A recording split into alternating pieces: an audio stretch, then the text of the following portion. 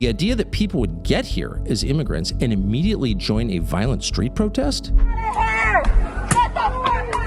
And you start to wonder, like, maybe we were actually invaded. Maybe our ruling class imported an army and pretended that they were migrants looking for a better life. And maybe we're about to find out what that means. This is really scary. They don't know how many people live here, and they don't know who they are. Of course, they have biometrics they could find out, but they haven't. Why is that? So if all of a sudden these migrants are participating in street protests where they're throwing bricks through the windows of passing cars, picking up orange cones and throwing them at minivans, you could see this getting completely out of control. And it's a reminder of something that is very often true, which is civil wars become race wars. It was true in Latin America. It was true in El Salvador. It was true across Latin America. That could happen here. Somebody needs to get this under control before it does.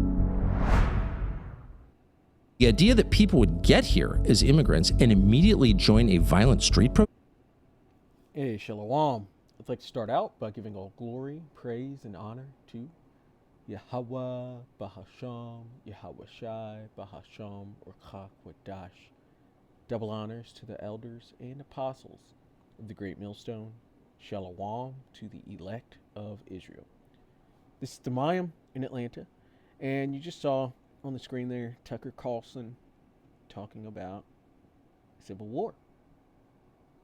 And as the title says, is civil war coming to America?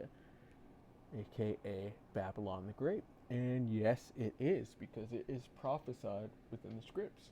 It's going to happen because the Lord said it's going to happen. And you can see the groundwork for it. You can see the division between the people. And you can see this all going down. And also, for race wars, you could see that happening. Socioeconomic wars, you could see that happening. You see the genders are even against each other, and it's because of all the division that these Edomites, the powers that be, so-called white people and so-called Israelis, those are the biblical Edomites. They're the same people, but they've ruled via division. Divide and conquer. They've divided everyone on every front possible, and eventually that divide is going to be too great to where there's going to have to be some physicality to it. And Tucker was saying that it seems like the elite have imported an army, and they have. You could tell that this was all done purposely. Over the years, they've been pushing immigrants into both North America, or into Babylon the Great, and pushing immigrants into Europe because they have a plan. They use order out of chaos. They create a bunch of disorder or a bunch of chaos so that they could come with their solution that they already had pre-planned, which is the MOTB. Tucker even mentioned biometrics. We have biometrics. Why can't we identify them? Yeah, this is the whole plan all along. And they also want to bring down the old world through chaos so that they could build up their new world, their enterprise, their great enterprise that they want to bring. And they want everybody to be micro C-hipped with that RFID micro C-hip. They want everybody to have that so that they can have complete control over everyone. As Klaus Schwab said, you will own nothing and be happy. That's what they expect to bring with their UBI, their social credit system, and basically 1984. They want to bring 1984 to real life, but Yahweh Shai is going to stop their plans. They're not going to be able to fully get this off the ground. They're going to get far, and they're going to unalive a ton of people, but their overall plan is not going to work out. And that's why we need Yahweh Ba'Shem Yahweh Shai for that protection. We need spiritual protection in these times because it says it's a time of trouble such as never been on this entire earth. Great troubles coming, worse than slavery, worse than any world war, worse than the plagues, worse than any famine that's ever existed. This is going to be the worst time in all of history. We are at the cusp of it. We're watching this all happen. But he's talking about how this place has been invaded. And so we're going to go to Jeremiah 51 and verse 14. Actually, let's start at 12. Jeremiah 51 and 12, but the points in 14. It says, set up the standard upon the walls of Babylon, make the watch strong, set up the watchmen, prepare the ambushes, for the Lord hath both devised and done that which he spake against the inhabitants of Babylon. And so the elite are doing their thing, trying to bring their order out of chaos, trying to bring this current system and world down. But it's all a part of the Lord's plan to bring this current system and world down. They think they're in control, but it's truly Yahweh Bashem Awashai that is in control. And he's working on the minds of the kings within this earth, on the rulers of Edom. He's working on their minds to pull all this chaos into existence, and he's working on the rulers of the other nations to go to war against them as well. And he's working on the minds of the elite of Israel, the hopeful elect, to prophesy against this place, which is also pulling this place down. America cannot stand. And showing you, I wanted it to go up because I wanted to show you that Babylon is America. Right here in verse 13. O thou that dwellest upon many waters, abundant in treasures, thine end is come, and the measure of thy covetousness. Thou that dwellest upon many waters. America it's the hammer of the earth, and they have bases set up all throughout the earth. Which other country could you say does that?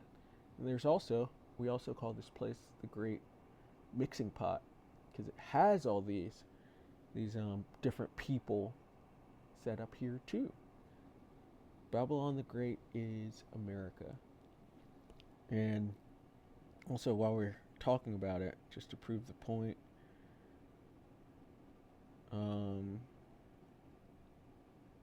actually, we'll get to that later. But going back to Jeremiah, Salakia. Jeremiah 51 and 13. O thou that dwellest upon many waters, abundant in treasures. It's a very rich nation. Not as rich as it used to be, but they have stolen many treasures from everyone around the world. It says, thine end is come. There is an end to America. That golden cup of the Lord is lifted up. He's about to set it down. Thine end is come, and the measure of thy covetousness. This is a covetous country. That's how it was even taken in the first place. They came looking for gold and captives, and they took it and got it. And then from there, they have their alphabet organizations that they send around the world, creating chaos so that they can destabilize that place and then take or steal their resources. This is a covetous place under a covetous people, the Edomites, so-called white man, and those small hatters, those tiny tops.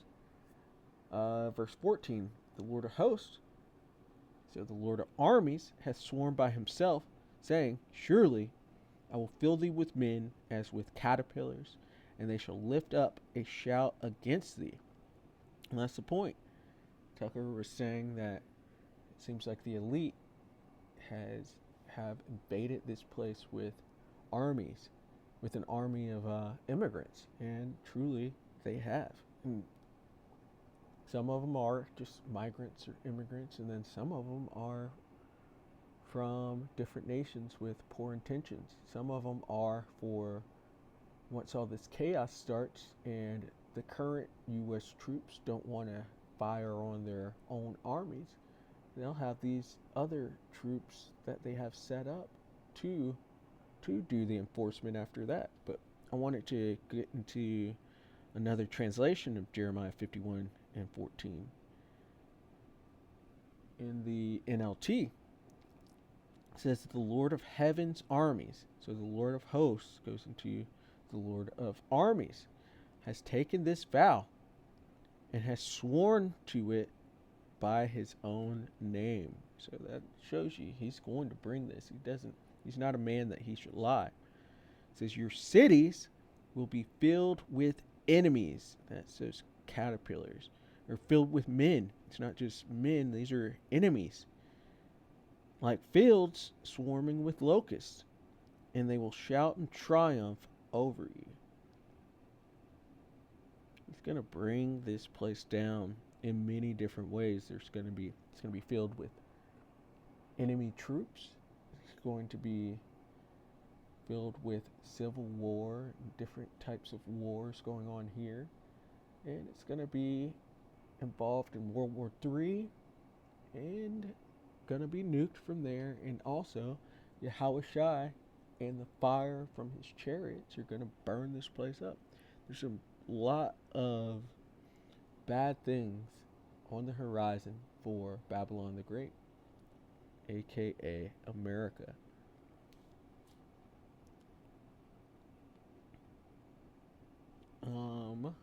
Moving from there, Tucker was talking about that division and civil war being on the horizon. We're going to go to Mark chapter 3 and verse 22.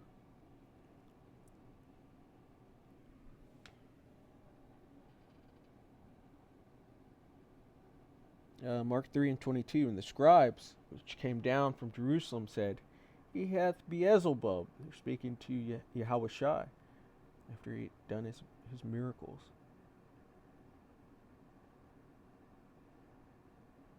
He hath Beelzebub, and by the prince of the devils casteth he out devils. So they're coming against Yahushua, which Yahushua is the true name of the person that this world ignorantly calls Jesus Christ. That name is blasphemy. That image that goes along with JC is blasphemy, and you're condemning yourself by calling him that. There's no ifs, ands, or buts about it. It's very disrespectful. It's to make you think that both the image and the name are to make you think that he's a so-called white man or an Edomite, and he is not. Call him by his right name. He hath Beelzebub, and by the prince of the devils casteth he out devils. Devils goes into deceiver, slanderer. And the devil are these Edomites, these deceivers, these slanderers. It's just going into the name and image that they've pushed out. Those are deceptions, lies that they have pushed out. Thus, they are called the devil. They're liars. And they've lied about the scripts, lied about the doctrine, added on, taken away. Also, if you are a Christian, you're condemned as well, because that's a lot of adding on and taking away, and a lot of pagan doctrine mixed throughout.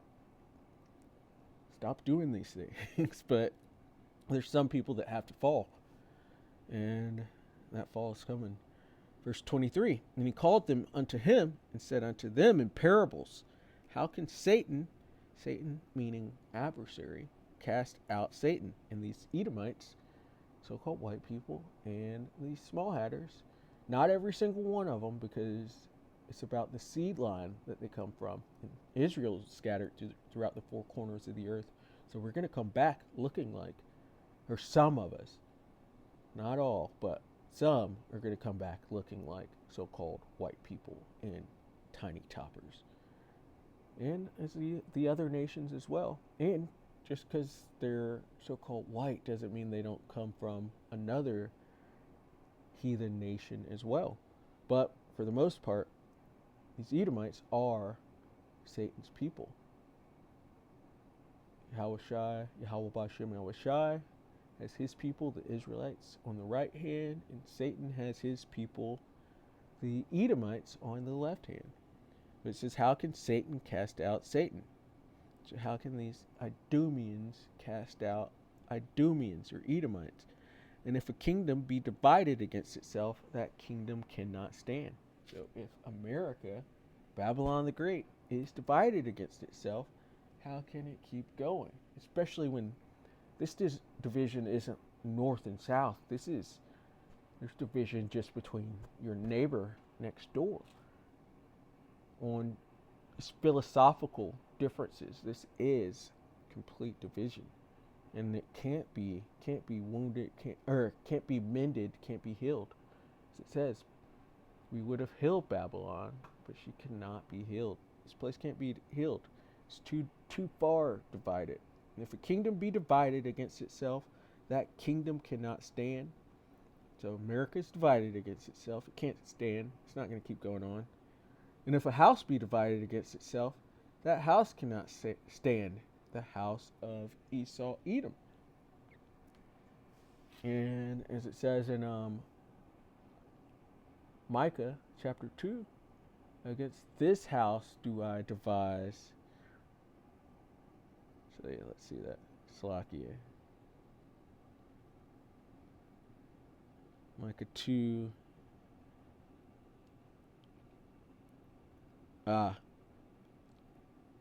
Micah 2 and 3. Therefore, thus saith the Lord, Yahweh Bashem El Shai, behold, against this family do I devise an evil, from which ye shall not remove your necks, neither shall ye go haughtily, for this time is evil.